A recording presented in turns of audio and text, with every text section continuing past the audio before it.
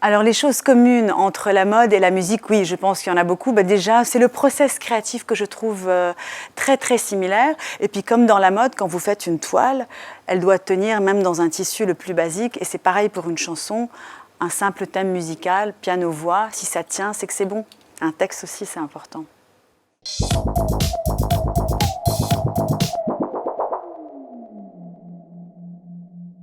Je m'appelle Yara Lapidus, auteure, compositeur, interprète.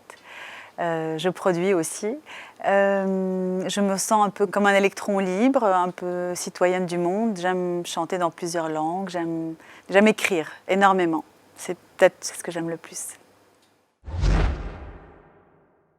Je dirais que l'inspiration, on ne la commande pas, ça peut être au volant, ça peut être en dormant. D'ailleurs, je n'ai jamais compris comment cette espèce de veille, entre le veille et le sommeil, parce que par moments, je me réveille avec une idée que je note sur mon téléphone. C'est tout le temps l'inspiration. Elle ne se commande pas, et puis il faut juste savoir être à l'écoute, savoir la capter, et puis ne pas la laisser filer surtout, parce que c'est très fugace. J'ai fait de la guitare à 6 ans, piano après, théâtre tout le temps, quel que soit le pays où je vivais. Le chant en cachette, il y a une petite anecdote, un jour mon père faisait du vélo d'appartement, il regardait un clip et je lui ai dit « Est-ce que tu me laisserais faire ça ?» Je devais avoir 8 ou 9 ans, alors il s'est arrêté de pédaler et il me dit « Non mais… » Et j'ai très vite compris que c'était pas possible. Lui étant mélomane, il m'emmenait voir tous les concerts de musique classique. Donc j'ai compris que c'était pas tout à fait jouable. Donc la première chose que j'ai faite en arrivant à Paris, à mes 17-18 ans, c'est de prendre des cours de chant. Et bien sûr, c'était donc un secret que j'ai gardé un petit moment. Le titre que j'aurais aimé écrire, c'est Imagine. Parce que pour moi, c'est la chanson pop éternelle, c'est celle qui nous parlera toujours et elle fait écho aujourd'hui malheureusement dans les circonstances qu'on vit et puis elle fera écho toujours, je pense. C'est un morceau, voilà, j'ai pas besoin de le définir.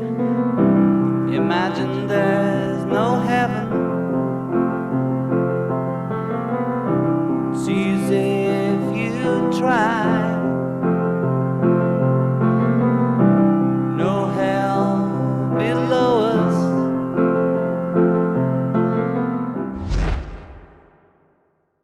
La consécration, qu'est-ce que c'est pour un artiste auteur? Je dirais que c'est surtout peut-être entendre quelqu'un fredonner sa chanson lorsqu'on est en train de faire ses courses. J'adorerais entendre quelqu'un fredonner une chanson à moi ou quelqu'un à vélo en train de la chanter. Je pense que c'est ça la consécration pour un artiste.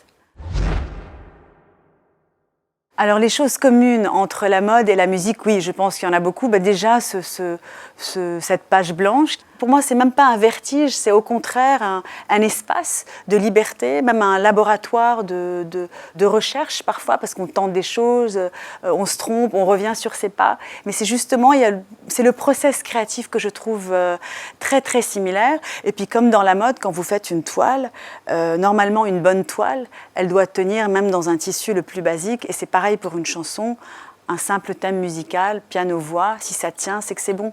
Un texte aussi, c'est important. La musique, c'est une façon de rester éternelle, évidemment, et aussi par l'écrit, parce que ce sont des choses qu'on fige à un moment donné. Même si en sortant de studio, on a toujours envie d'y revenir, on s'est dit non, j'ai pas mis encore le point final, mais à un moment donné, l'exercice est figé, et il est figé dans le temps, et on se souhaite d'être éternel. Oui, il y a un côté un peu prétentieux, un peu fou, il faut avoir un grain de toute façon pour faire ces métiers-là. Donc je l'assume, oui, il y a quelque chose de cela, oui.